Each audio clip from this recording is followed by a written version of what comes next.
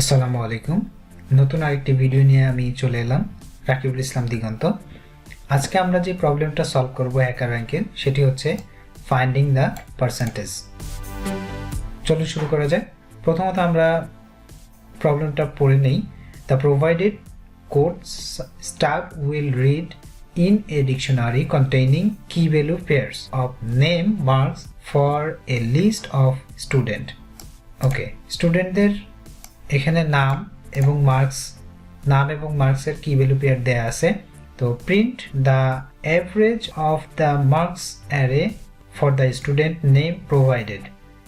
এখন আমাদের একটা কুইরি নেম থাকবে, এখানে যেই নেমটা দেয়া হবে, যেমন এখানে বিটা নেমটা দেয়া হয়েছে, এই বিটা নেমের এভারেজটা বের করতে হবে। Showing 2 places after the decimal, 2 decimal পয়েন্টে এটাকে দেখাতে হবে। তো আমরা শুরু করা যাক।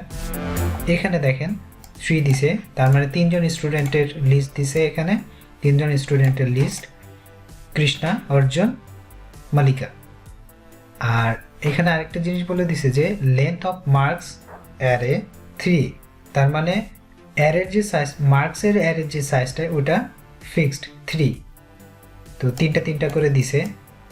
ফাইনালি তারা যে রেজাল্ট দিছে, এই কুইরি নেম দিছে হচ্ছে মালিকার কুইরি নেমটা দিছে এবং মালিকার অ্যাভারেজ তারা বের করছে হচ্ছে 56.00, 2 ডেসিমাল পয়েন্টে। আমরা তাদের কোডটা একটু বুঝে নিই। প্রথমত তারা এখানে ইনপুট নিয়ে নিছে যে কতজন স্টুডেন্ট নিতে চাই। আমরা এখানে দিয়ে দিলাম 3, ওখানে দিয়ে দেওয়া আছে 3। তারপরে এখানে একটা ডিকশনারি নেওয়া হয়েছে, ফাঁকা ডিকশনারিতে কি ভ্যালু পেয়ার থাকবে। ফর লুপ চালাইছি। ফর লুপ কত পর্যন্ত চলবে? n সংখ্যক পর্যন্ত।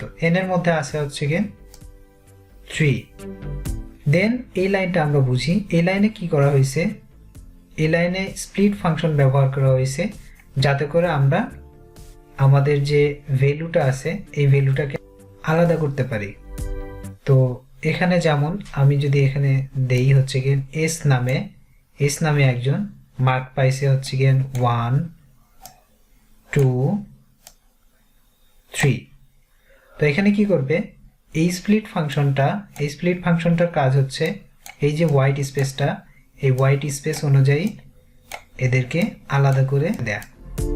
এই স্টার যে দেয়া হয়েছে এটার মানে হচ্ছে প্রথম আমাদের যে ভ্যালুটা থাকবে এই ভ্যালুটা নিয়ে যাবে এই নেমের মধ্যে অ্যাসাইন করবে, আর এই লাইনের মধ্যে বাকি যে ভ্যালুগুলো আছে এই লাইনের মধ্যে এই ভ্যালুগুলো অ্যাসাইন করে দিবে। ওকে, তারপরে এখানে কিন্তু যেগুলো আছে সবগুলো এখন বর্তমানে স্ট্রিং হয়ে যাবে।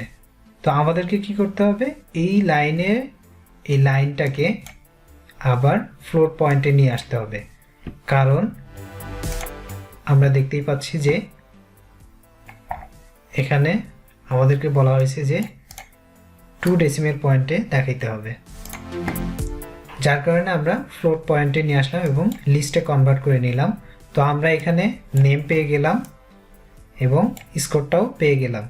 এখন এখানে স্টুডেন্ট মার্কসের মধ্যে কি হিসেবে নেমটাকে এবং ভ্যালু হিসেবে স্কোরটাকে, তারপরে আমাদেরকে দেওয়া হয়েছে কুইরি নেমটা ইনপুট দেওয়ার অপশন দেওয়া হয়েছে। তো এখন আমরা সমাধানে চলে যাচ্ছি। প্রথমত আমরা একটা ভেরিয়েবল নিয়ে নিই, টোটাল স্কোরস নামে এটাকে অ্যাসাইন করলাম 0, বর্তমানে 0 আছে। তো এখানে আমরা ফর লুপ চালাবো, ফর আই ইন কোথায় স্টুডেন্ট মার্কসের মধ্যে কাকে, এই যাকে আমরা কুইরি নেমের মধ্যে যাকে দিব তাকে, কুইরির মধ্যে আমরা যার নেমটা দিব তার মার্কগুলোকে যোগ করে কি করবে? টোটাল স্কোরসের মধ্যে অ্যাসাইন করবে, প্লাস ইকুয়াল আই।